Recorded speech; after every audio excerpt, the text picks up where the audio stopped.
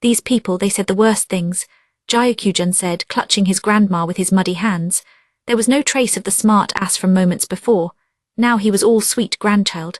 Hyulan smiled wryly at his nephew's antics, then put his hands together in a gesture of apology to Maomao and the others. As for Hu's mom, she looked down at Gyokujun, then at Maomao. She let her gaze drift over Hu's sis and Xiaohong before it finally settled on Chu. There was quite a bit of commotion out here. Whatever is going on? She asked, her voice gentle to placate her grandson. They said father is going to die. Gyokujun yelped. Dumb kid. He was twisting what they'd said so that it wouldn't look like it was his fault. Hu's mom's face darkened and she shot a glance at Hyulan to see his face. Hyulan didn't say a word, but it was clear from his expression that he didn't intend to serve as his nephew's ally. Gyokujun. Is this true? Hu's mom asked. Of course it is. Really? Yes, I was watching the whole time, you know. At that remark from his grandmother, Gyokujun's expression changed again. He turned to his uncle Hyulan, but the young man did not move to help him. The boy is a master of the quick change, huh? He had not yet developed his uncle's strong personality. What were you doing to Xiaohong? Why are your hands all muddy? It was all a misunderstanding. Gyokujun started to stumble through an excuse, but if they had seen the whole thing, there was really no point. At the same time, Maomao started to sweat too. A few seconds later, Hu's mom gave an exasperated sigh. Gyokujun, go back to your room.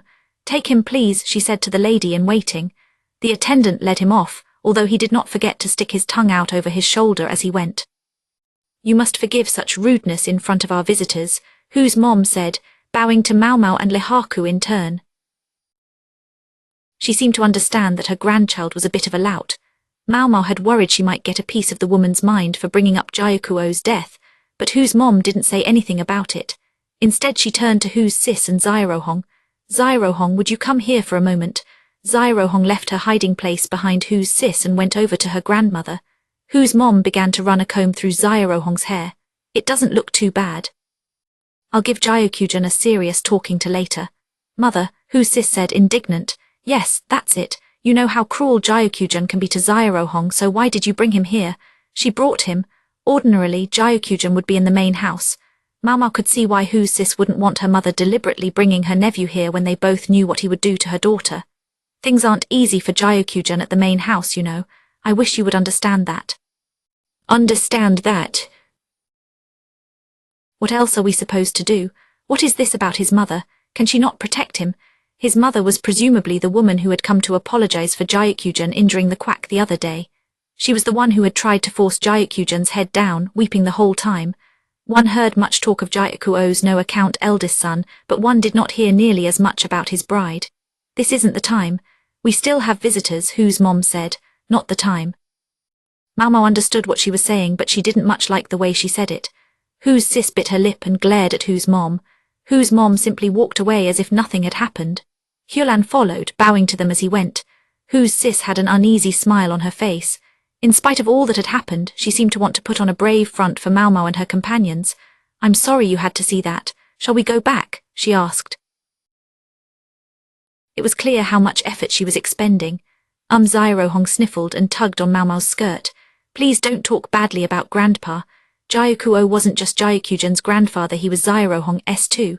After a second, Maomao said, You're right, I'm sorry. She had to admit that she had been wrong this time, and apologizing was the right thing to do. Chapter 5 Third son, second son, eldest son. Hyulan's work often brought him into the orbit of Maomao and her companions. I'm terribly sorry, but perhaps I could ask you to arrange a carriage for me, he asked a servant in a hallway of the main house. The servant seemed used to Hyulan's humble demeanor. Apparently it wasn't just an act he put on for Jinshi. You think he's really Master Gyokujun's son? Lihaku asked, squinting as he watched Hyulan walk down the hall. The hulking soldier had a hoe in hand and was working a field. It was no longer just the annex. They had received permission to turn the garden of the main house into farming fields as well, and Lahan's brother had wasted no time beginning cultivation.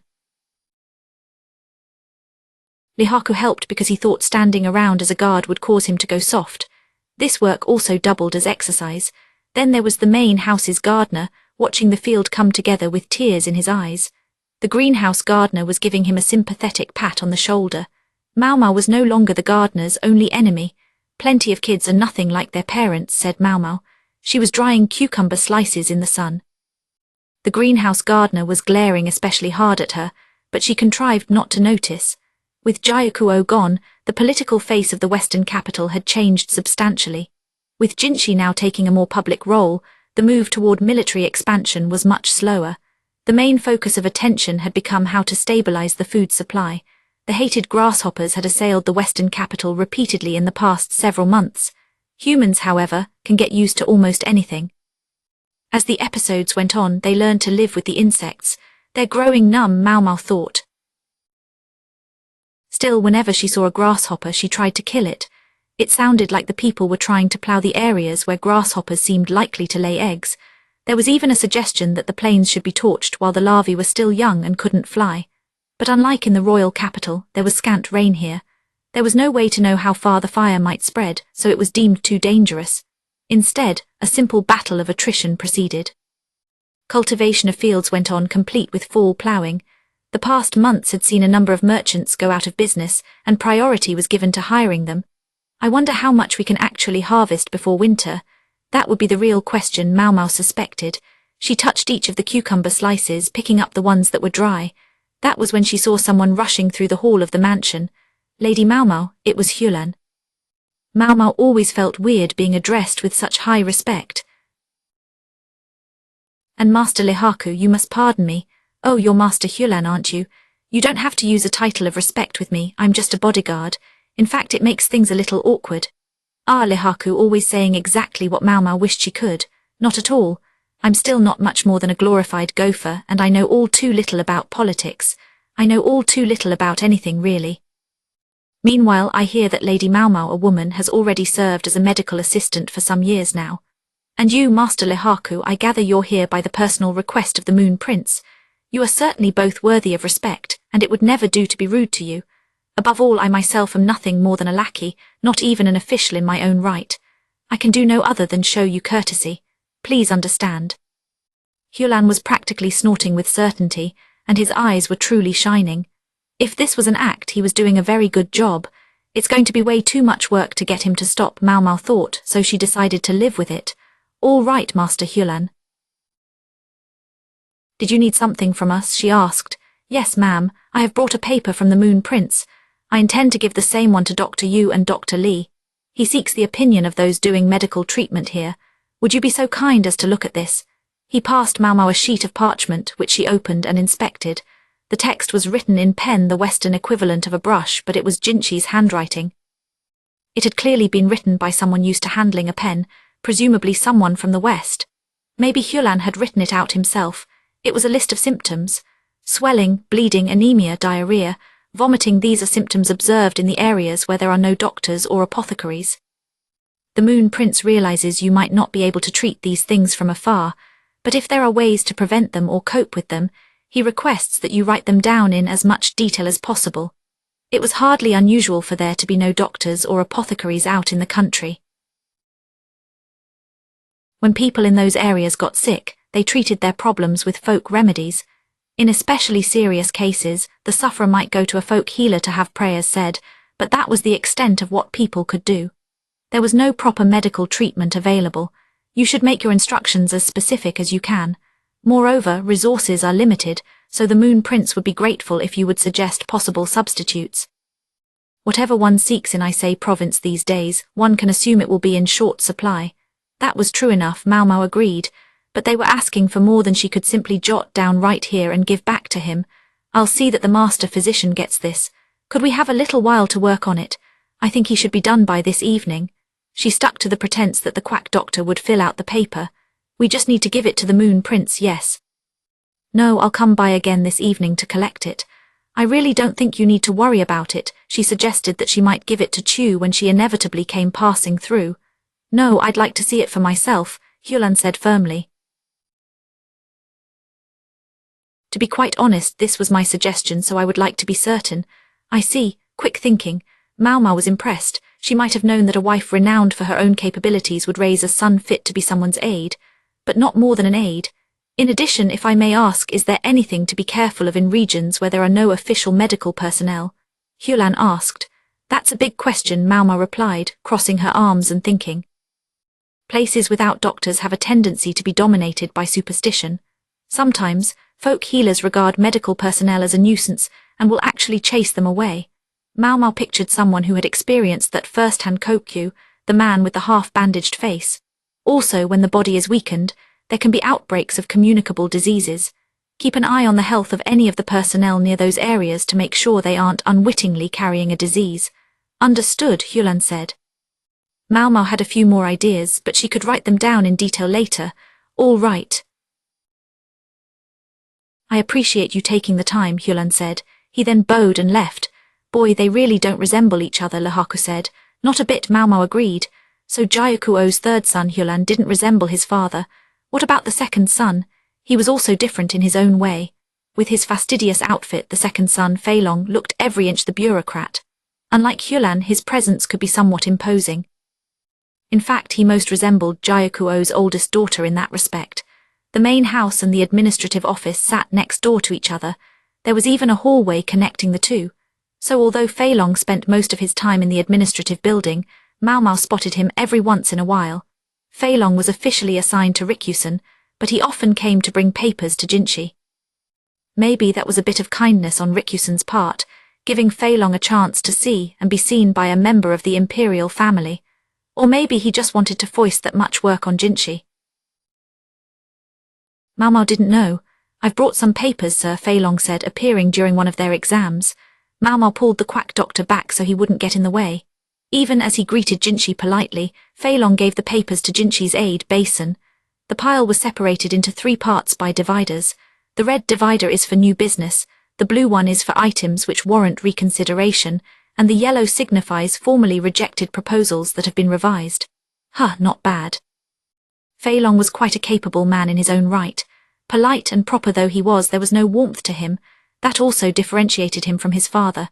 Maybe Jyakuo had concerned himself mostly with his oldest son because the other 2 had each fallen farther from the tree. They look similar enough, but it's the attitude.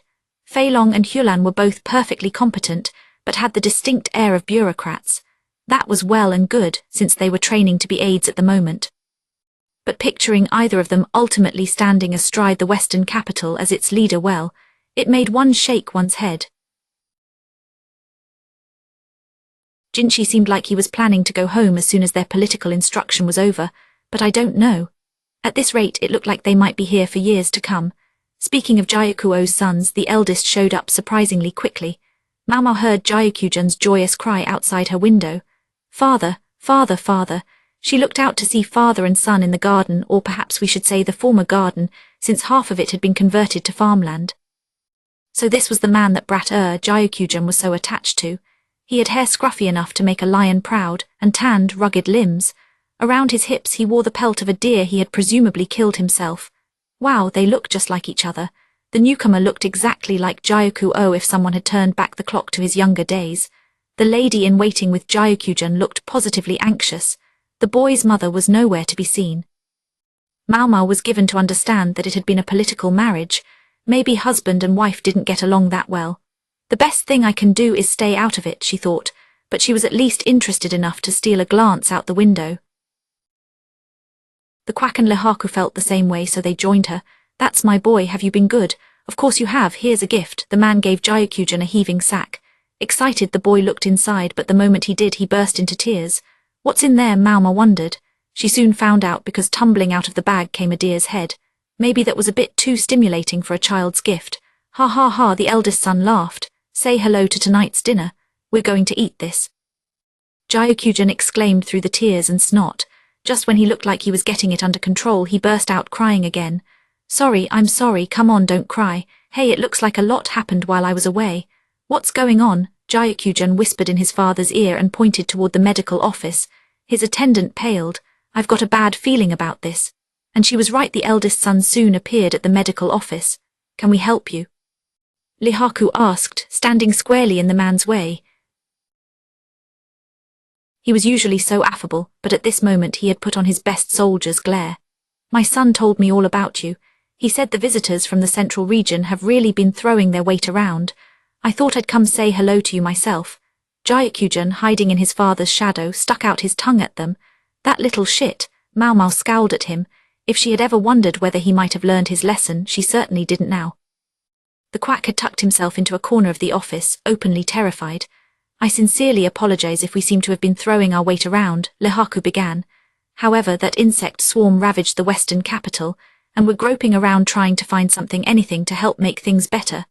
Or would you prefer that visitors not do anything to help, but only stand by, eat your food and watch?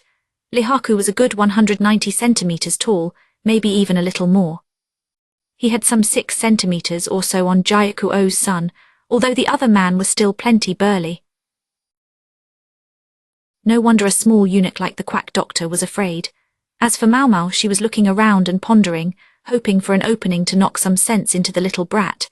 If things get physical here, it will only waste what little medicine and supplies we have left. She gave Lihaku a look, pleading with him that if they were going to start throwing punches, they should do so outside. Ha, you government bigwigs are something else, you know that. Even I know I have to watch my mouth around the real nobles, but now even their lackeys think they can push me around. How am I supposed to hold my head up? Surely you jest, sir. I am only a soldier myself, an underling as you say. All I do is follow my orders. Now this is the physician's office. If you would still like to talk, perhaps we could do it outside. Perfect. Nice work, Maomao thought. More than anything, she wanted to avoid the medical office ending up in shambles. Lihaku understood this and was trying to move the encounter outdoors. If the son decided to fight him, well, Lihaku could probably hold his own for at least a while. That would be long enough for Maomao to run and call someone. She guessed the ideal outcome was that they didn't fight, but the situation looked ready to explode at any moment. Lihaku understands his position. He was a bodyguard, and if the eldest son decided to turn violent, he would respond in kind to protect Maomao and the quack. But he would understand that he couldn't throw the first punch. As for the little shit who was the cause of the dispute, he is quaking. Jyaku-jun was clinging to his lady-in-waiting. Unfortunately for him, he couldn't go after the quack doctor like he had before. There were 2 guards aside from Lihaku standing there. If he starts anything, those guards will turn him into a punching bag. The thought had hardly crossed her mind, however, when someone came rushing up. Shikyo, brother, it was Hulan. The eldest son's name was Shikyo, which also meant owl. Like Hulan's name, the meaning wasn't very positive. Something else struck Maomao suddenly. His name doesn't include Jyaku. Brother, what are you doing? Hulan asked. What does it look like I'm doing? I hear our visitors are too big for their britches. They treat the members of our household like their servants. Servants, huh? It was true that Jyaku-O's 2nd and 3rd sons had become aides. From a certain perspective, it might look like they were being put to menial uses. Maybe it wasn't just Jyaku-jun, the little shit. Maybe some of the actual servants of the household had their grievances with the people who had come from the royal capital. Please, brother, make sure you hear all sides before you do anything rash. Are you sure you're not just swallowing what Jyaku-jun says wholesale? Why, I was just here trying to find out the truth, and they asked me to step outside. Whoa, hey, The son had obviously been looking for a fight from the moment the conversation started. Even Lihaku seemed unsure how to respond. Brother Feilong and I are learning from the Moon Prince at our own request, Hulan said. Really, moreover, Jun was offensive toward our visitors. Suddenly Shikyo's glare settled on his son. Jyaku-jun tried to make himself smaller, tearing up once again. Maomao seized her chance and stepped forward. He injured the honored physician here. The poor man was unable to walk for several days. Is that true, Jyaku-jun? Shikyo was giving the boy a really hard look now. I'm not interested in excuses, Shikyo said, his voice like the low growl of a beast. In his corner of the room, the quack doctor commenced quivering. Jyaku-jun simply nodded. Shikyo scratched the back of his neck, exasperated, and then he grabbed the gift for his son and brought it over. Here, the sack with the deer head flopped at Lihaku's feet, spilling its contents. The deer's glassy eyes stared vacantly at the sky. I'm sorry for my son's disrespect. Take this as repayment if you'd be so kind. With that, Shikyo left. I guess there was something to those stories about him, Maomao thought. The word that came to mind was ruffian. I'm sorry. It seems my brother caused a great deal of trouble, Hulan said. Don't apologize.